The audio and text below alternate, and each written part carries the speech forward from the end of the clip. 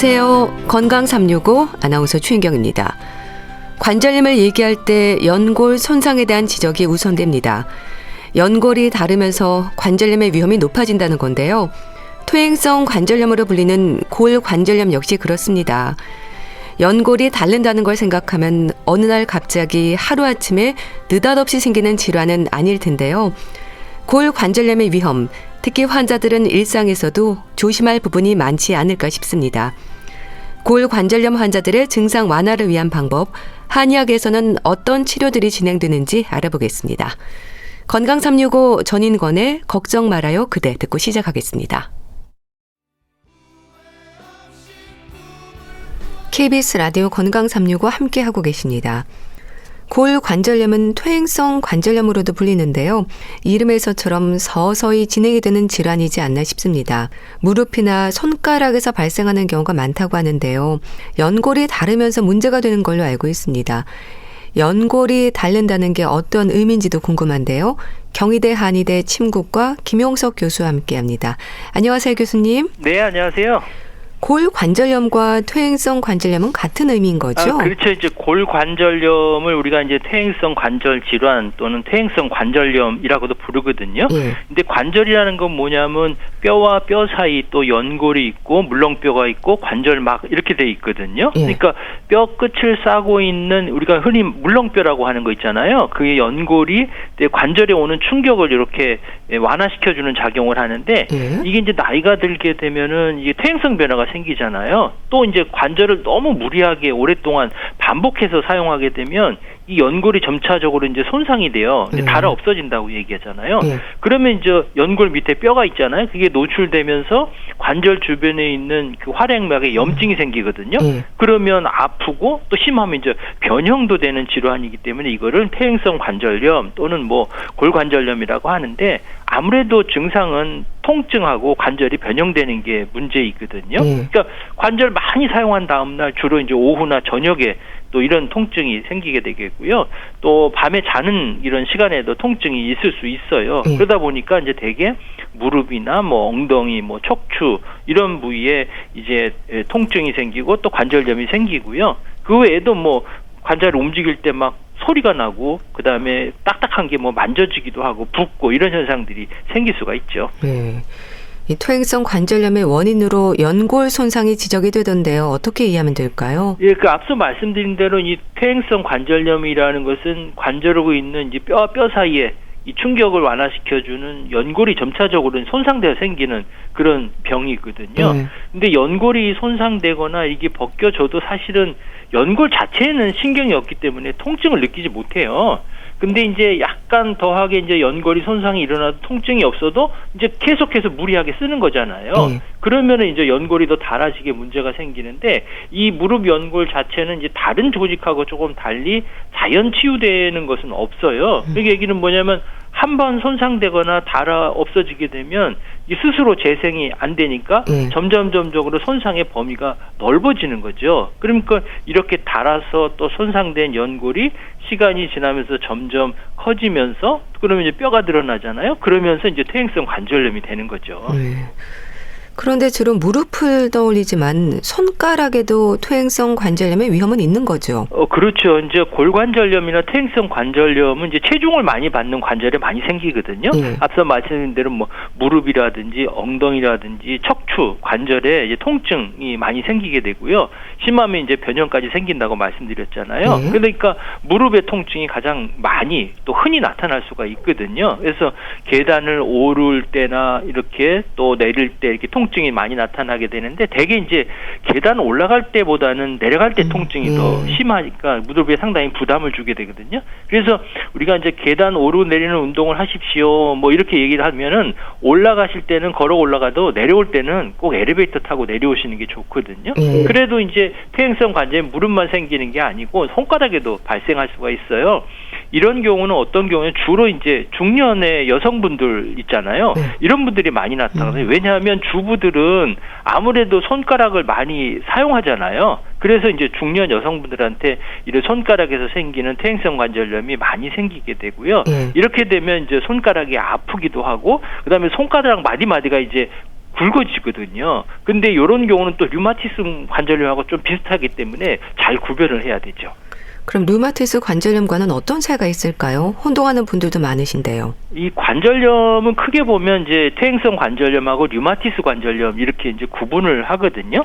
이 류마티스 관절염은 이제 퇴행성 관절염하고 달리 이제 자가 면역 질환이라고 그래요. 이게 자가 면역이라는 것은 뭐냐면 우리 몸이 바깥에서부터 나쁜 병균이라든지 나쁜 물질이 오면 여기에서 반응을 해갖고 우리 몸 안에서 면역 체계를 만드는 거거든요. 그래서 그런데 이 문제는 뭐냐? 우리 몸 안에 있는 것들을 바깥에 오는 것으로 잘못 인식하고 공격해서 문제를 생기는 게 이게 자가 면역 질환이에요. 대개 이런 류마티스 관절염 같은 경우는 통증이 주로 손목이나 손가락, 발가락에 나타나는데 이게 대칭적으로 나타난다. 양쪽 다 나타난다는 게 특징이고요. 퇴행성 관절염은 이제 관절을 보호하는 연골이 손상이 되니까 여기에 염증이 생기고 통증이 생기니까 대개 이제 많이 쓰는 쪽에 생기게 되겠죠. 그러다 보면 이제 비대칭 쪽으로 통증이 느껴지고 그 부위가 국소적인 부위만 이제 통증이 생기게 되고요. 이 손가락 퇴행성 관절염은 주로 손가락 끝에 끝 부분에 이제 통증이 생기고 또 류마티스 관절염은 손목이나 뭐 손바닥과 이제 손가락 관절 만나는 부위, 그 부위에 이제 통증이 생기고요. 류마티스 관절염은 이제 자가 면역 질환이다 보니까 통증 부위에도 여러 가지 전신적인 이런 증상들이 생기거든요. 특히 이제 특징적인 소견이 뭐냐면 손가락 갑자기 붓고 자고 일어나면 뻣뻣해지는 이런 현상들이 아침에 1시간 이상 지속되는 거거든요.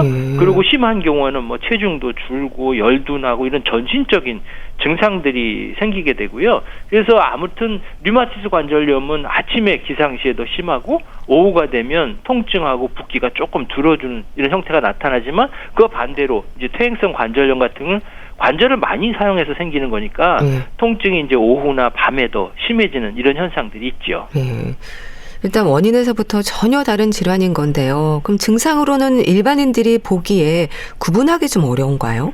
네, 골관절염은 퇴행성 관절염하고 류마티스 관절염의 차이점을 사실 말씀드렸지만 의료인이 아니면 일반인들은 통증 부위가 비슷하니까 그 차이를 잘 구분하지 못하시는 경우가 많이 있어요. 그래서 손가락 아프면 이게 류마티스 맞냐 아니면 퇴행성 관절염 이렇게 좀 헷갈리는 분들이 많은데 사실은 이제 기전이 다르고 또 다른 질환이다 보니까 정확하게 진단하고 치료하는 게 중요하거든요. 왜냐하면 연골은 한번 손상되면 자연적으로 치유되지 않고 점점 심해지는 이런 현상들이 있기 때문에 증상이 초기에 나타났을 때 잘 구분해서 적절하게 치료를 하는 것이 무엇보다도 중요하죠. 그렇기 때문에 관절에 통증이 있다고 해서 이거 퇴행성 관절염이나 류마티스 관절염 자기 스스로 진단하지 마시고 병원에 가서 정확하게 진단받으시는 게 좋죠.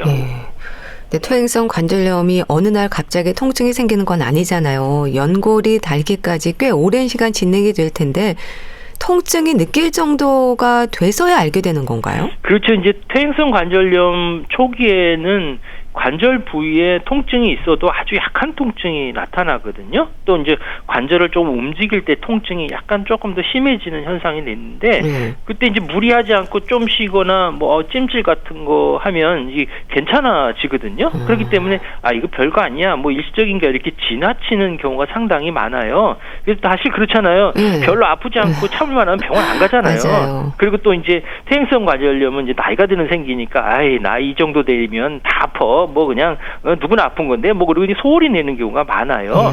그래서 이제 병원을 찾을 경우는 대개 이제 움직일 때만 아픈 건 아니라 이제 가만히 있어도 지속적으로 아플 때 이제 병원에 오시는 경우가 많은데 이렇게 되면 병이 상당히 진행된 거라고 볼 수 있어요. 그 외에도 뭐 관절을 움직이는데 운동 범위가 좀 줄어들거나 붓거나 또 뭐 관절 주위가 아프거나 관절을 움직일 때 또 운동할 때 보면 뭐 삐걱하는 이런 소리가 나기도 하고 또 걸을 때 좀 불편함이 생기는 이런 현상들이 생기면 병이 이미 진행된 거라고 볼 수 있죠. 네. 초기에는 참는 경우가 많을 것 같은데요. 환자들은 주로 어떤 표현을 하세요? 이 퇴행성 관절염 중에 가장 많이 나타나는 게 무릎 통증이거든요. 근데 이제 환자분들이 호소하는 증상들을 보면 처음에 보면 새큰거리다 이렇게 말씀하시는 경우 있고요. 뭐 뻐근하다, 또 뭐 시리다, 또 어떤 경우는 이제 붓는 것 같다, 뭐 뻑뻑하다, 또 무릎 구부렸다 폈다 하기가 좀 힘들다. 그리고 구부릴 때 뭐 똑똑하는 이 소리가 난다. 뭐 쪼그리고 일할 때 너무 힘들다. 뭐 저리다. 힘이 들어가지 않고 막 주저앉고 싶다, 뭐 이런 현상들을 호소하시게 되는데, 이런 경우에 적극적으로 치료하셔야 병의 진행을 막아주거든요. 그렇지 않고 치료 시기를 놓치면 연골이 완전히 손실돼서 나중에 관절 모양이 변형이 되고 걷는데도 이런 여러 가지 불편감이 생길 수가 있지요. 그래서 가만히 있어도 관절의 통증이 지속된다 그러면 검사를 통해서 적극적으로 치료를 하셔야 돼요. 옛말에 호미로 막을 거 가래로 막는다는 속담이 있잖아요. 이게 병이 걸리면 심해지기 전에 신속하게 치료하는 게 현명한 방법이죠. 네. 자, 퇴행성 관절염에 대한 이런 질문도 있습니다. 들어보시죠. 무릎이 점점 더 아픈 것 같고요. 관절염이라는 진단을 받기도 했는데, 그래서 집에서 다리 뻗고 힘주는 운동도 하고 찜질도 해보고 애를 쓰고 있었는데요. 한 번씩 통증이 심할 때는 무릎 주변으로 팅팅 붓고 손을 댈 수도 없을 만큼 아파요. 그래서 지금 걷기도 좀 힘들고, 일단 무릎에 힘이 없으니까 계단은 엄두도 못 내고 자주 주저앉아요. 침을 맞으면 좀 나아지긴 하지만 매일 침 맞으러 다닐 수도 없고, 젊을 때 등산도 많이 하고 또 걷는 걸 워낙 좋아해가지고, 그런데 무릎이 아파도 운동을 계속 해야 된다는데 뭘 어떻게 해야 할지, 한 번씩 너무 아플 때는 진짜 힘들어요. 네. 이 퇴행성 관절염이 만성 질환이잖아요. 관리가 중요할 텐데요. 질문 주신 분은 통증이 올 때 점점 심해지는 것 같다고 하십니다. 퉁퉁 붓는다는 말씀도 주셨는데요. 아유, 통증에 부기까지 더해지면 정말 힘드시겠어요. 아, 그렇죠. 정말 힘드시죠. 이제 무릎 관절염이 사람이 걸어서 다녀야 되니까 무릎 관절염이 있게 되면 통증도 있고 이제 불편감을 어떻게 보면 끼고 살아야 되는데, 그러면 뭐 일상생활하기 상당히 힘들어지잖아요. 뭐 일어나기도 힘들고 계단 오르내기도 힘들고 오래 앉는 것도 힘들고 이런 현상들이 생기거든요. 사실 이제 이 퇴행성 관절염은 나이가 들어 생기는 노화 현상으로 인한 병이지만, 젊었을 때 그것들 병을 치료하는 것이 상당히 중요하거든요. 그래서 하루라도 젊었을 때 적극적으로 치료하는데, 무릎 관절염의 대표적인 증상이 통증이에요. 주로 이제 관절 주위에 통증이 있지만 진행이 되면 이제 관절 내부의 연골이 손상되면서 통증이 더 심해지니까 여러 가지 불편한 증상들이 생기죠. 게다가 퉁퉁 붓고 또 이런 현상들이 생기고 또 뻣뻣해지고, 그러면 그만큼 관절 내부에 염증이 생기고 또 무릎 주위가 이렇게 부어오르는 이런 현상들이 생기게 되니까 시간이 경계되면 뭐 무릎을 굽히거나 피거나 할 때 상당히 어려운 현상들이 생기게 되죠. 그럼 이렇게 한 번씩 퉁퉁 붓고 손을 댈 수 없을 만큼 아프면 어떻게 하나요? 주로 찜질을 하는 분들도 많던데요. 그렇죠. 이제 무릎 관절염이 있을 때 이제 온찜질이나 냉찜질 해주면 도움을 줄 수가 있거든요. 근데 이제 찜찜을 한다고 해서 관절에 생긴 염증이 근본적으로 치료되는 건 아니죠. 그러니까 통증은 좀 줄여주고 증상을 가라앉히는 효과는 볼 수가 있는데요.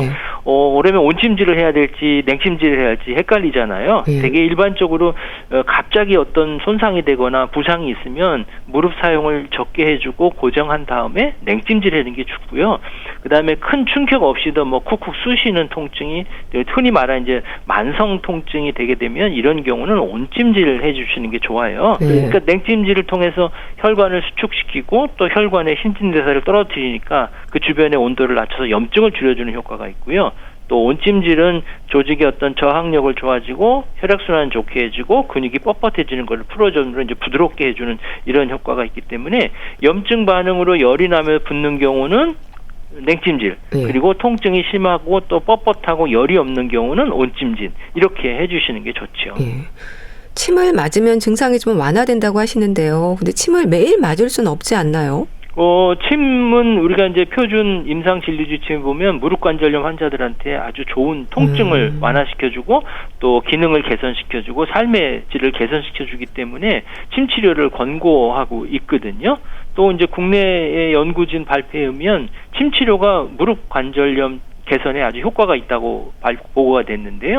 대개 보면 이제 침치료를 받지 않는 환자의 수술률이 침치료를 받은 환자의 관절염 환자의 수술률에 비해서 한 3.5배 높은 것으로 나타났거든요. 그러니까 특히 이제 노인이나 여성이 침치료 받을 경우는 수술률이 80% 이하로 이렇게 줄어든다고 이렇게 나타났어요. 침이 어떤 역할을 하는 건가요? 침은 이제 한약적으로 보면 이제 기혈순환을 촉진시켜 준다는 거거든요. 어디가 막히거나 어디에 공급이 잘 되지 않았을 때 침치료를 통해서 혈액순환을 좋게 해주므로 이런 관절염이나 또 붓는 것들을 가라앉힌다고 보고요. 또 현대의학적으로 보면은 침 진통과 관련해 가장 많이 알려준 게 이제 엔돌핀이거든요. 많이 들어보셨잖아요. 엔돌핀이라는 건 말이 무슨 말이냐면 내인성 아편양 물질이라는 거예요. 우리 몸에서 아편과 같은 진통시켜주는 물질이 나온다는 거거든요. 이 침치료를 하게 되면 이런 엔돌핀 같은 것들이 분비되면서 통증 신호를 차단시켜서 이제 진통 효과를 나타내는 거고요. 또 침치료가 염증성 사이토카인이라는 것들을 억제하고 또 항염증 물질을 방출시켜주기 때문에 염증이 있을 때 도움을 줄 수 있고 또 혈액순환을 좋게 해주니까 통증도 적게 해주고 또 치유하는 데 도움을 줄 수가 있는 거죠. 그럼 증상의 정도에 따라 다르겠지만요. 침 치료를 시작하면 며칠 간격으로 맞는 게 일반적인가요? 침 치료의 주기는 대개 이제 환자분들이 나타나는 증상이라든지 환자의 상태에 따라서 이제 달라지는데요. 매일 맞는 분도 있지만 일주일에 한 번 내지 2번 또는 3번 이렇게 치료하거든요. 일반적으로는 매일 하기보다는 뭐 이틀에 한 번씩 하는 경우가 대개거든요. 왜냐하면 침 치료를 하게 되면 일단 찔르니까 조직이 손상될 거 아니에요. 그게 회복되는데 한 이틀 정도 걸리거든요. 그러니까 손상된 조직이 회복되기 전에 또 침치료를 해서 손상을 시키게 되면 더 아플 수가 있기 때문에 한 이틀에 한 번씩 하시는 게 좋죠. 또 침을 맞는 분들은요. 침을 몇 대 놓는지에 대한 관심도 높은데 침을 많이 놓는다고 무조건 좋은 건 아닐 것 같은데 개수와 상관이 있는 건가요? 그렇죠. 약에도 용량이 있듯이 침에도 용량이 있거든요. 침의 개수라든지 얼마만큼 깊이 또 얼마나 강한 자극을 주느냐 얼마나 오래 두느냐 이것들이 침의 용량이라고 보는데요. 대부분 어르신들 같은 경우는 많이 놓아야 좋다고 생각하시는 분들이 많아요. 최근에 오신 어떤 환자분들은 이런 말씀하시더라고요. 침을 놓을 수 있는데 다 놔주세요. 이렇게 분도 계시거든요. 어떤 분들은 또 나 힘드니까 조금만 놔달라고 하시는 분도 사실 있거든요. 그러니까 침의 개수는 증상이라든지 환자의 상태에 따라서 정하게 되는 거지요. 걷는 걸 좋아해서 많이 걷고 등산도 즐겼다고 하는데 이런 부분들도 퇴행성 관절염의 원인으로 볼 수 있을까요? 그렇죠. 퇴행성 관절염의 주된 원인이 노화지만 이 외에도 뭐 비만이라든지 뭐 외부 손상이라든지 뭐 이런 것도 다양한 원인이 있거든요. 근데 그 중에서도 이제 관절을 무리하게 사용하는 것도 원인이 하나예요. 그래서 이제 육체 노동을 하시는 분이라든지 운동 선수들이 퇴행성 관절염에 잘 나타나거든요.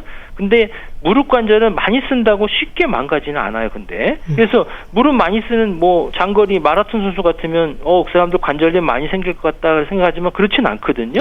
왜 뭐가 문제냐면 공원이나 둘레길을 걷거나 뭐 뛰는 운동 이거는 관절에 오히려 좋은데 문제는 관절이 뒤틀어지는 경우예요. 예를 들면 딱딱한 등산을 싣고 내리막길을 내려올 때 있잖아요.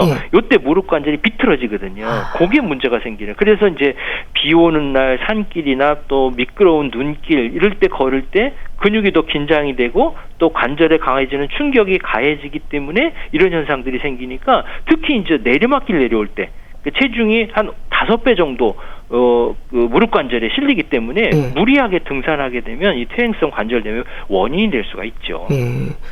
근데 질문 주신 분도 말씀 주셨지만요. 운동을 삼가하는 게 좋은 것도 아니지 않나요? 그렇죠. 관절을 아낀다고 신체 활동을 줄이고 운동을 피하는 것은 잘못된 거거든요. 오히려 규칙적으로 적절한 운동을 통해서 무릎 관절을 근육이나 이런 부분들을 튼튼하게 해주는 것이 무릎 관절들이 빨리 진행된 것을 막을 수가 있죠. 그래서 규칙적인 운동을 하고 관절 주변의 근력을 강화시켜서 관절을 보호하고 또 약해진 관절들을 강화시켜주는 이런 운동요법을 계속 하시는 게 좋죠. 다리를 뻗고 힘주는 운동을 하신다는데 도움이 되는 방법일까요? 그렇죠. 무릎 관절염을 예방하고 치료할 때는 관절에 가해지는 이런 부담을 덜어주도록 주변에 있는 근육을 튼튼하게 해주는 게 좋거든요. 또 체중을 줄이고 운동을 통해서 관절을 보호하고 근육을 단련시켜야만 이런 현상들이 개선될 수가 있고요. 이게 다리를 뻗고 힘을 주는 운동은 무릎 주변에 있는 근육들을 강화시켜주기 때문에 도움을 줄 수 있거든요. 집에서 이제 쉽게 할 수 있는 방법은 누워서 다리 들기 운동하는 거예요. 천장 보고 똑바로 누운 상태에서 한쪽 다리를 구부려서 세우고 한쪽 다리를 쭉 뻗어요. 그런 뻗은 상태에서 다리를 천천히 올려주는 거. 이런 운동을 하시면 되죠. 그럼 되도록 피해야 하는 자세나 운동도 있을까요? 그렇죠. 관절염 환자들이 주의해야 할 운동은 사실은 뭐 등산이나 계단 내려오기라든지 뭐 이런 줄넘기 같은 이런 거 운동이거든요. 그래서 일상생활에서 주의할 것은 뭐 손빨래나 걸레질 할 때 쪼그리고 앉아서 하는 거 있고요. 그다음에 오랫동안 서 있는 거, 또 양반다리로 이렇게 앉는 거 있잖아요. 이런 것들이 안 좋거든요. 그 쪼그리고 앉아서 생활하는 사람은 서 있을 때보다 한 3배 내지 5배의 체중이 무릎에 쏠리기 때문에 이런 현상들이 생기는 것을 조심하셔야 되고요. 또 평소와 다르게 이제 피곤하고 또 피로가 지속되면 관절이 움직이는 범위가 줄어들고 또 관절에 생기는 이 붓기가 커지고, 그래서 운동 후 1시간 이상 지속되는 통증이 있으면 운동을 중단해야 되죠. 네. 이 퇴행성 관절염의 치료에서 인공 관절과 같은 수술적 치료도 있겠지만요. 아무래도 보존적 치료로 진행이 되는 경우가 많을 텐데요. 치료를 결정하는 기준이랄까요? 뭐 직업이나 통증의 강도라든지 여러 요인들이 고려가 될 것 같은데요. 그렇죠. 이제 퇴행성 관절염은 관절이 얼마큼 손상이 됐느냐에 따라서 1기에서 4기 정도 구분하거든요. 그 젊은 환자일수록 아직 연골이 남아있는 상태이기 때문에 1기에 3기에 되는 경우가 많고요. 또 만성 퇴행성 관절염 초기에는 뭐 보존적인 치료를 하고요.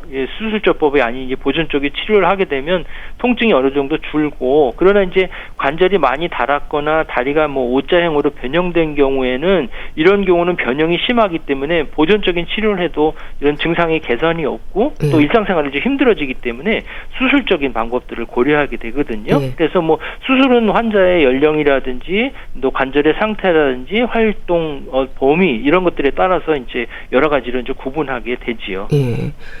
이 퇴행성 관절염의 한의학적 치료로는 침 치료 외에 다른 어떤 방법이 또 증상 완화에 도움이 될까요? 1침 2구 3약에서 침 치료가 상당히 효과적이고요. 그 다음에 이제 붓고 이런 현상들이 생기고 이제 차가운 증상들이 생기니까 온열 제거하기 위해서 뜸 치료도 같이 병행을 하게 되고요. 또 염증을 제거하고 면역력을 강화시켜주는 방법 중에 이제 봉침요법이 있고요. 봉침 치료 상당히 중요하고요. 또 근육을 인대를 튼튼하게 만들어주는 이제 한약 치료도 같이 병행을 하고 운동 치료나 물리치료와 같이 병행하죠.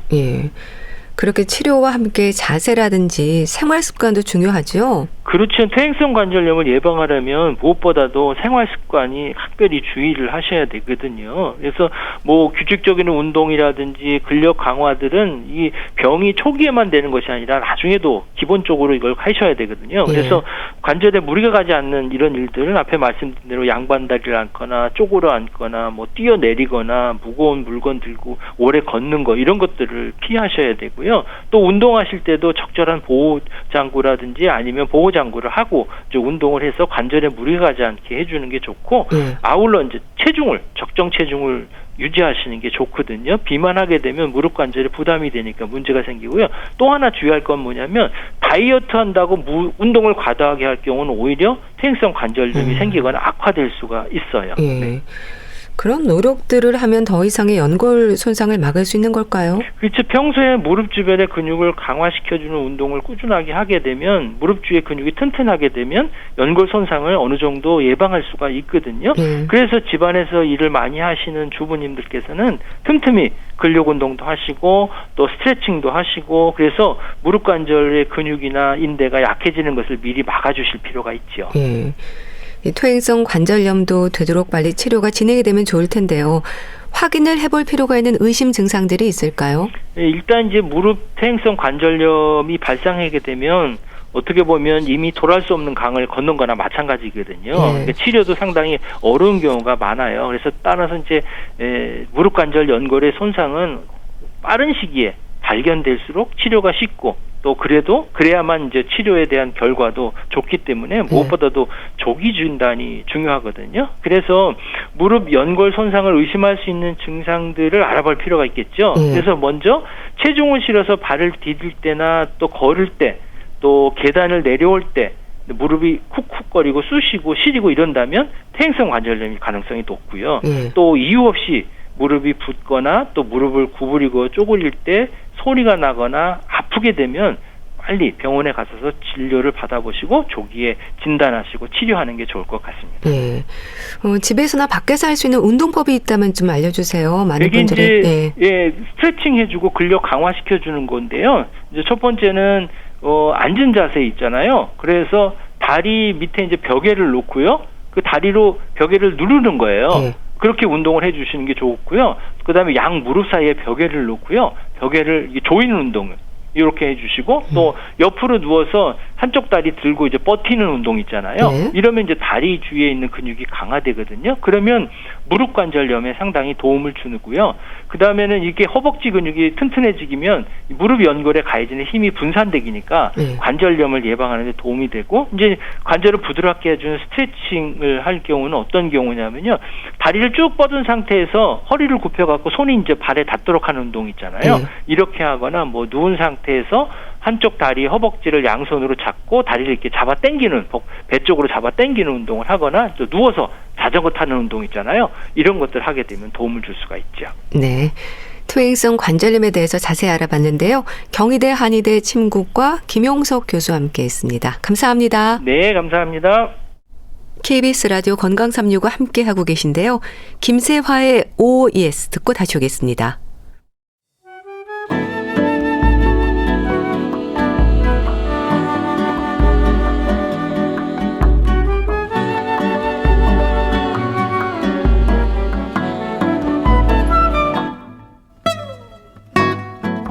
건강한 하루의 시작. KBS 라디오 건강 365 최윤경 아나운서의 진행입니다. KBS 라디오 건강 365 함께하고 계십니다. 주말의 건강책 정보 북컬럼니스트 홍순철 씨 자리했습니다. 안녕하세요. 네, 안녕하세요. 오늘 소개해 주실 책은 뭔가 제목부터 좀 먹먹함을 주는데요. 제목이 마지막 끈을 놓기 전에 이렇게 되어 있네요. 그렇습니다. 마지막 끈을 놓기 전에 어떤 분들이 마지막 끈을 놓으려는 분들일까요? 우리가 자살. 이 주제를 다루고 있는 책인데요.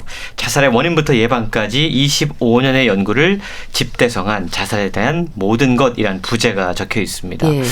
자살이란 단어를 들으면 어떤 생각이 먼저 드세요? 참 어떻게 표현해야 될지 잘 모르겠습니다. 네, 그 당사자 혹은 뭐 유가족 그분들의 마음을 어떻게 이야기할지 모르겠는데 잊을만 하면 뭐 유명인이 또 누군가의 가족이 또 요즘은 아직 앞길이 창창한 청년들이 자살로 세상을 떠났다는 보도를 접하게 됩니다. 그리고 그들이 절망 속을 헤맬 때 과연 우리 사회가 무엇을 해줄 수 있을까? 우린 정말 아무것도 해주지 못했구나. 이런 생각에 자책하게 되는데요. 40초에 1명, 1년에 80만 명. 전 세계에서 수많은 사람들이 자살로 생을 마감하고 있다고 합니다. 특히 대한민국은요. OECD 회원국 가운데 자살률이 가장 높은 나라로 손꼽히고 있습니다. 한 달에 1,000명 이상이 자살로 생을 마감하고 있다고 그래요. 이유도 다양하죠. 경제 불황 때문에, 취업난 때문에 청년층부터 노년층까지 자살이 끊이지 않고 있는데요. 오늘 소개해드리는 마지막 끈을 놓기 전에 이 책은 자살 연구 분야의 세계적 권위자인 로리 오코너란 분이 25년 동안의 자살 연구를 집대성한 책입니다. 자살의 심리, 원인, 오해, 그리고 예방책에 이르기까지 자살에 관한 모든 정보를 총망라해서 소개하고 있습니다. 참 우리나라가 OECD 회원국 가운데 자살률이 가장 높다는 게 참 안타까운데요. 다양한 각도에서 문제를 좀 생각해 봐야 할 것 같습니다. 자살이 사실 전 세계적인 문제이지 않나요? 그렇습니다. 이 책의 저자는 영국 스코틀랜드 글래스고 대학교의 건강심리학과 교수인데요. 그리고 자살행동연구소를 이끌고 있습니다. 그런데 그가 이 자살 문제에 관심을 갖게 된 몇 가지 사건들이 있었습니다. 아이러니하게도 그를 가르쳤던 지도교수가 자살을 하게 됩니다. 그리고 그와 함께 공부했던 가장 친한 동료 역시도 자살로 생을 마감하게 됩니다. 이렇게 소중한 사람들을 자살로 떠나보낸 사별자이기도 하죠. 저자는 자살 경험자와 사별자를 인터뷰하면서 자살로 고통받고 있는 그 사람들을 가장 효과적으로 도울 수 있는 방법이 무엇인지 아주 철저하게 연구했다고 그럽니다. 예. 그리고 책을 통해서 자신의 경험 그리고 자살 당사자의 사례, 최신 의학적이고 심리학적인 연구를 결합해서 자살 위험을 높이는 요인들은 무엇이 있는지, 그리고 왜 사람들에게 갑자기 자살 생각이 나게 되는 건지, 네. 그리고 생각은 할 수 있거든요. 근데 이 생각이 행동으로 이어지게 되는 그 몇 가지 요소들은 무엇인지 체계적으로 분석하고 있다는 거죠. 예. 또 내 주변 사람 가운데 누가 자살할 가능성이 높은지, 자살 위험에 빠져 있는지 이걸 포착할 수 있는 경고 신호를 알아차리는 방법, 예. 그리고 자살 위험에 처한 사람들을 도울 수 있는 방법도 함께 소개가 되고 있는데요. 이 책의 감수를 경희대학교 의과대학 정신건강의학과 전문의이자 자살 예방센터장을 지낸 백종우 교수께서 맡았거든요. 예. 그러다 보니까 이 책이 번역쌤에도 불구하고 우리나라의 상황들, 그리고 자살에 대한 의학적인 용어와 표현, 그리고 특히 우리나라에서 이런 상황에서 어떤 도움을 어디에서 받을 수 있는지 구체적인 도움을 받을 수 있는 목록까지 함께 소개가 되고 있습니다. 그렇군요. 우리나라 정신건강의학과 전문의가 감수로 지금 우리에게 필요한 부분들을 보완해 주셨네요.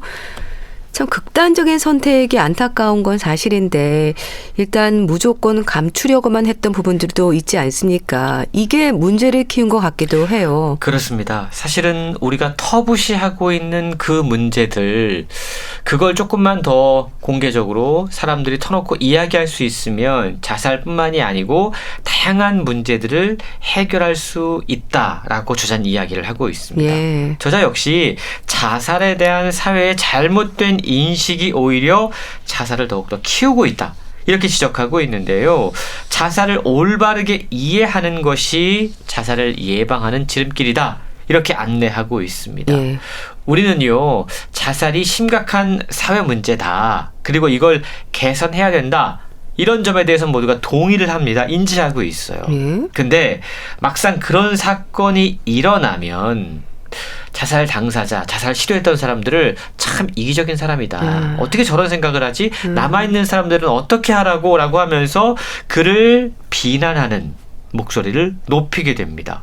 뿐만 아니고 남겨진 사람들은 왜 사랑하는 사람이 스스로 목숨을 끊었는지 이해하지 못해서 더욱더 힘들어합니다. 그리고 나 때문에 그렇게 됐구나 라고 자책하게 되죠. 예. 그러는 사이에 또 누군가는 자살로 생을 마감하게 되고 가족이나 친구를 잃는 사람들이 또 생기는 악순환이 벌어지고 있다는 겁니다. 저자는요, 자살을 생각하는 사람의 심리는 매우 복합적이다라고 이야기를 해요. 예. 그리고 자살을 부르는 요인 역시도 너무나 다양하기 때문에 어떤 한 가지 요인 때문에 자살이 일어났다라고 판단해서는 안 된다라고 지적하고 있습니다. 그러니까 다양한 이유들이 있는데요. 예를 들자면 당사자가 선천적으로 외부적인 충격에 좀 취약한 성질을 타고났을 수도 있고요. 또 아동기에 겪었던 부정적인 경험이 트라우마가 돼서 나중에 자살을 하게 되는데 영향을 미칠 수도 있습니다. 예. 또 미래를 긍정적으로 생각하는 경향이 부족해서 회복 탄력성이 부족해서 그런 일이 생겨날 수도 있다는 거죠. 예. 원인은 다양해요. 그런데 자살 생각을 하는 사람들의 공통점이 하나 있다고 그럽니다. 그건 뭐냐 하면 정말로 죽기를 원해서 그분들이 그런 선택을 하는 게 아니라 견딜 수 없는 그 고통에서 벗어나기 위해서 해방감 때문에 자살을 선택한다. 이게 이 선택을 하는 분들의 공통점이라는 거죠. 이 사람들은 오히려 나는 다른 사람들에게 짐만 되니까 차라리 내가 사라지는 것이 다른 사람들을 위해서 훨씬 더 좋은 일이야 라고 생각하는 경우도 상당히 많다고 합니다. 정말로 죽기를 원해서가 아니라 견딜 수 없는 고통에서 벗어나고 싶어서 극단적인 선택을 한다. 참 얼마나 힘들면 이런 생각을 할까요? 또 그런 그 견딜 수 없는 고통을 이해하는 게 자살률을 줄이는 시작점이지 않을까 싶기도 하네요. 그렇습니다. 우리 주변에 이러한 비슷한 생각을 하는 사람들이 분명히 계십니다. 예. 저자는요, 고통에 갇힌 사람을 혼자 내버려 둬서는 안 된다라고 이야기합니다. 최근요, 자살 위험에 빠진 사람들의 상태가 출구가 전혀 없는 심리적인 터널에 갇힌 기분과도 같다. 얼마나 답답하고 막막할까요? 그러니까요. 자살을 생각할 정도로 절망에 빠진 사람들은 정말 빛 한 줄기 보이지 않는 끝없는 터널에 갇혀서 절망의 고통 속에 빠져서 전혀 희망을 찾지 못한다라는 겁니다. 예. 자살 위험이 있는 사람의 경우 너무나 절망적인 상황에 압도돼서 지금 상황을 객관적으로 인식할 수 없다고 그럽니다. 분명히 찾아보면 이 고통에서 해결할 수 있는 방법이 있음에도 불구하고 합리적이고 이성적인 판단을 하지 못하는 상태라는 거죠. 그렇기 때문에 그냥 스스로 죽음을 맞이하는 것만이 고통에서 벗어날 수 있는 유일한 해결책이다. 이렇게 판단하게 된다라는 겁니다.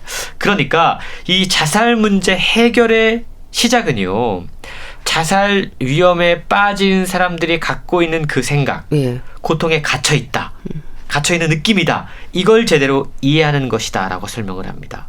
견딜 수 없다라는 생각과 감정에 갇힌 그 느낌 또는 패배적이고 모욕적인 상황으로 속박된 그 느낌, 이걸 책은 속박감이라고 표현하고 있는데 이 속박감이야말로 자살 생각을 일으킨 결정적인 요소다라고 설명을 하고 있는데요.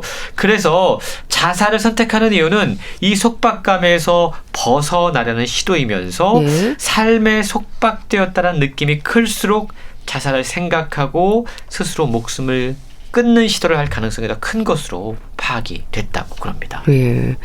속박감, 그러니까 얽매이고 제한된 느낌인 거잖아요. 정도의 차이는 있겠지만 속박감이나 무력감은 누구나 겪는 감정이기도 한데요. 그 감정이 얼마나 강하면 자살 행동으로 이어지는 걸까? 참 책에서 이 부분도 설명하고 있나요? 그렇습니다. 생각은 누구나 할 수 있어요. 근데 이걸 행동으로 이어지는 건 상당히 큰 이것도 또한 용기가 필요한 거거든요. 자살 생각은 어떻게 자살 행동으로 이어지는 걸까? 저자는 이걸 밝혀내기 위해서 자살 위험에 영향을 미치는 다양한 요소들, 생물학적이고 사회적이고 문화적인 요인들, 그리고 자살 생각이 행동으로 이어지는 구체적인 요인들, 또 자살 시도를 하는 사람들의 행동을 종합적으로 분석했습니다. 그리고 자살 행동에 관한 통합적 동기, 의지, 모델이라는 걸 완성해서 책을 통해 소개를 하고 있는데요. 많은 자살 사별자들은 고인이 스스로 목숨을 끊을 사람이 아니었다. 전혀 그럴 사람이 아니다. 그래서 자살을 전혀 예상하지 못했다. 이 점 때문에 더욱더 괴로워한다고 그럽니다. 누가 자살 생각을 실행에 옮기고 또 어떤 사람은 그렇지 않은지 사실 미리 알기란 정말 어렵다고 그래요. 그럼에도 불구하고 책은 자살 생각이 행동으로 이어지는 구체적인 요인을 8가지로 정리해 소개하고 있는데요. 자살 위험에 빠진 당사자가 자살 수단에 쉽게 접근할 수 있는지, 그러니까 주변에 뭔가 수단이 있으면 더욱더 행동으로 옮길 가능성이 높아진다는 거죠. 그리고 구체적으로 자살할 계획을 세웠는지, 또 주변인의 자살에 노출된 적이 있는지, 충동적으로 행동하는 경향이 있는 사람인지, 신체적인 고통을 얼마나 잘 견디는 사람인지, 또 죽음을 두려워하는 정도가 줄어들었는지, 또 자신이 죽어가는 생생한 심상을 경험하는지, 마지막으로 과거에 자살이나 자해 행동을 한 적이 있는지에 따라서 생각이 행동으로 옮겨지는 비율이 달라진다는 겁니다. 그러니까 생각은 할 수 있지만 우리 주변에 행동으로 옮길 수 있는 이러한 요인들이 있으면 이런 사람들은 더욱더 우리가 주의 깊게 관찰을 하고 뭔가 도움을 줄 수 있어야 된다라는 것이죠. 주변에서 좀 관심을 가지고 행동을 지켜보면 위험을 좀 알아챌 수 있을까 생각도 드는데요. 이 부분은 어떨까요? 사실 저자가 강조하는 부분은 역시 그러한 겁니다. 우리가 주변 사람들에게 관심을 갖고 특히 사랑하는 사람들에게 관심을 갖고 그가 어떤 생각을 하고 있는지 어떤 행동을 할 수 있는지 충분히 파악할 수 있다는 거예요. 예. 그러기 위해선 우리가 기존에 갖고 있었던 자살에 대한 오해를 먼저 좀 불식해야 됩니다.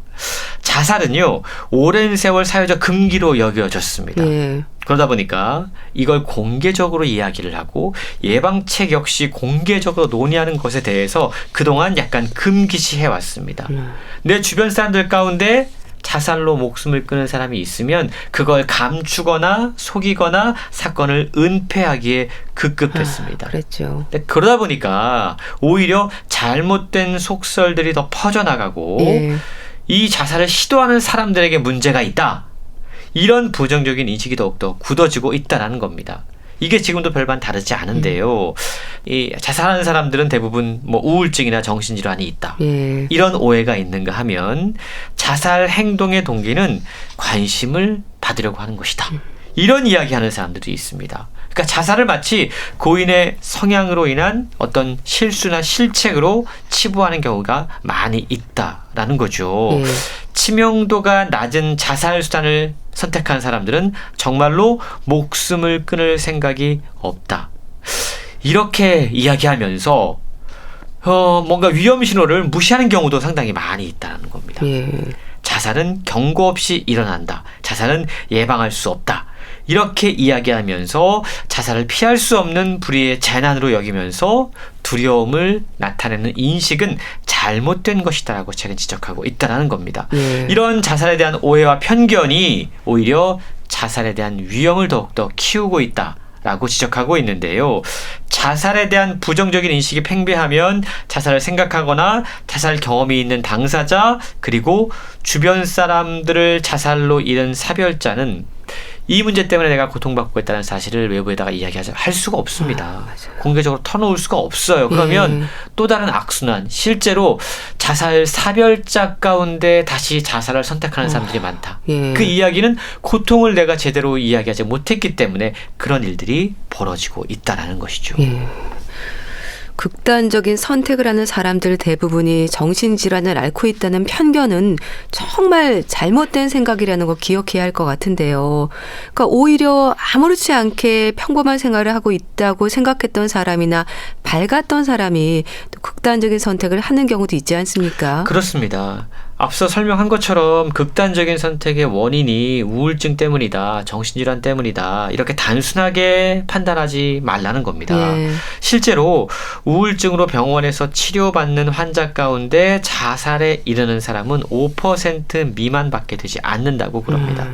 자살의 원인은 엄청나게 다양해요. 그렇기 때문에 정신질환이 자살의 전제 조건도 될 수 없고 충분 조건도 될 수 없고요.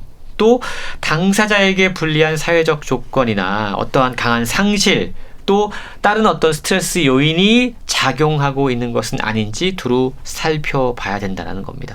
뿐만 아니고 감정이 다운됐던 사람이 갑자기 감정 상태가 좋아지면 이게 자살 위험이 줄어들었다라고 판단하기보다 오히려 늘었다. 이 점을 기억해야 된다고 그래요. 심한 우울증으로 고통에 억눌린 상태라면 자살 계획을 세워서 실행에 옮길 에너지나 동기가 남아있지 않은 경우가 많이 있다고 그럽니다. 근데 본인이 스스로 세상을 끝내야겠다라고 결심했다면 문제를 해결하기 위해서 오히려 약간 밝은 고양된 감정 상태가 될 수 있다는 거죠. 이런 식으로 우리가 잘못 알고 있는 자살에 대한 다양한 정보들을 최근 이야기를 하고 있는데 우리가 쓰는 언어 그리고 여러 가지 감정 표현 이런 것들로 사실 우리 주변 사람들이 더 고통받고 있는 것은 아닌지 한번 살펴야 된다라고 최근 이야기하고 있습니다. 네. 또 상담으로 도움을 드릴 수 있는 1393번도 기억을 하시면 좋겠네요. 마지막 끈을 놓기 전에 소개해 주셨는데요. 잘 들었습니다. 북컬럼니스트 홍순철 씨 감사합니다. 고맙습니다. 송골매의 세상 모르고 살았노라 보내드리면서 인사드릴게요. 건강365 아나운서 최인경이었습니다. 고맙습니다.